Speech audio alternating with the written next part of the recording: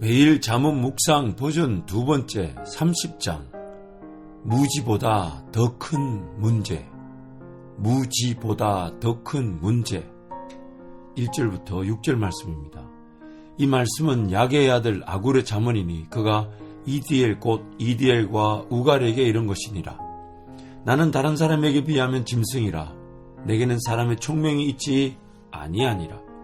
나는 지혜를 배우지 못하였고 또 거룩하신 자를 아는 지식이 없거니와 하늘에 올라갔다가 내려온 자가 누구인지 바람을 그 장중에 모은 자가 누구인지 물을 옷에 싼 자가 누구인지 땅의 모든 끝을 정한 자가 누구인지 그의 이름이 무엇인지 그의 아들의 이름이 무엇인지 너는 아느냐.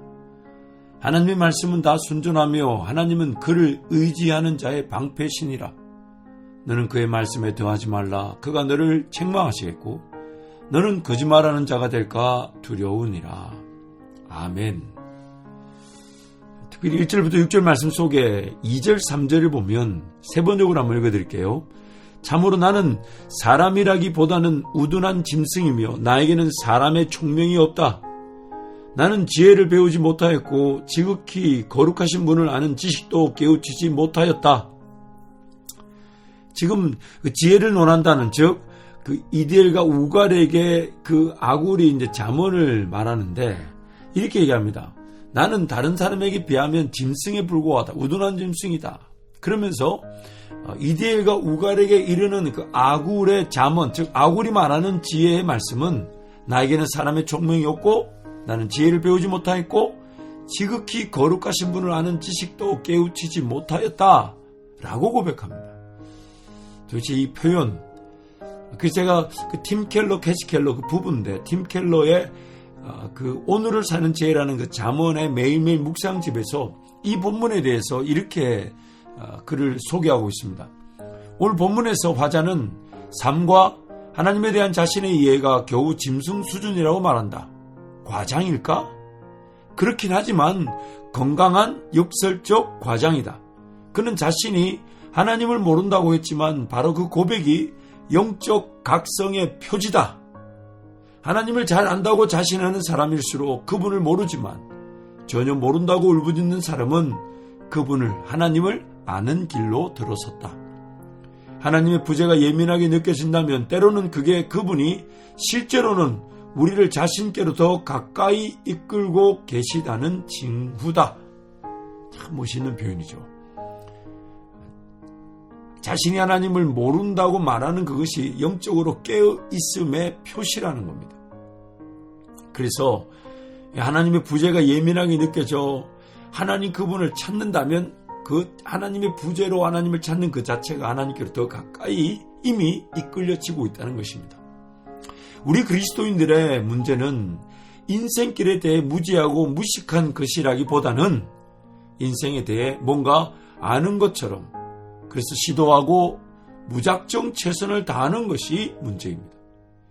인생에 대해 알지 못하기에 어떤 선택이나 결정이든 쉽게 내릴 수 없어 도움을 구하고 은혜를 구하는 것이 안전할 것인데 제대로 알지도 못하면서 아는 것처럼 여기고 판단하고 결정하고 선택하는 것이 항상 우리의 삶을 어렵게 만들었습니다.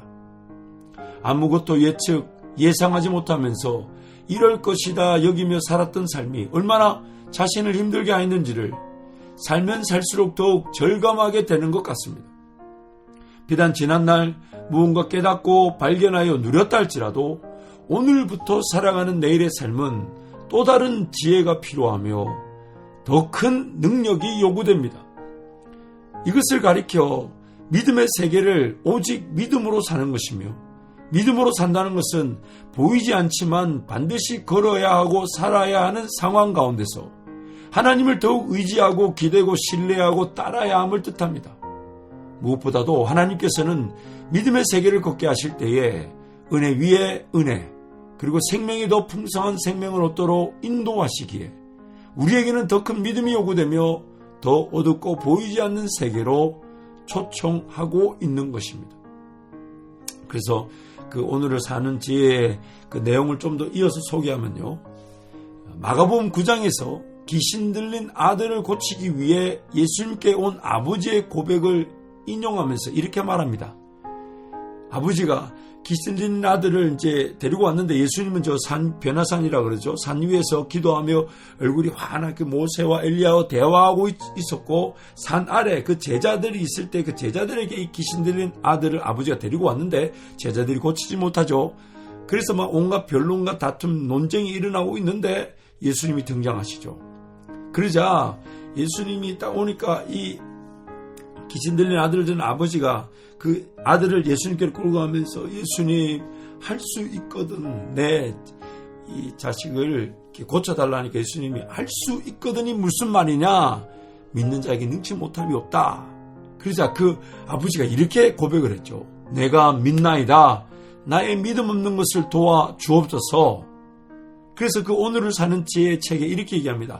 내가 믿나이다. 나의 믿음 없는 것을 도와 주옵소서라고 외친 사람은 그 순간 예수님을 믿었다. 저는 이 한 문장에서 정말 그 전율이 일어났습니다.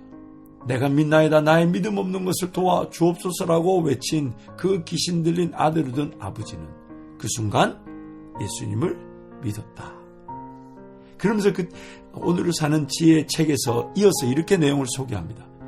무지를 해결하는 첫걸음은 자신의 철저한 무지를 아는 데 있다. 즉 하나님의 지식과 인간의 지식 사이에 무한한 괴리가 있으며, 따라서 하나님의 계시가 필요함을 인정하는 것에서 무지가 해결된다.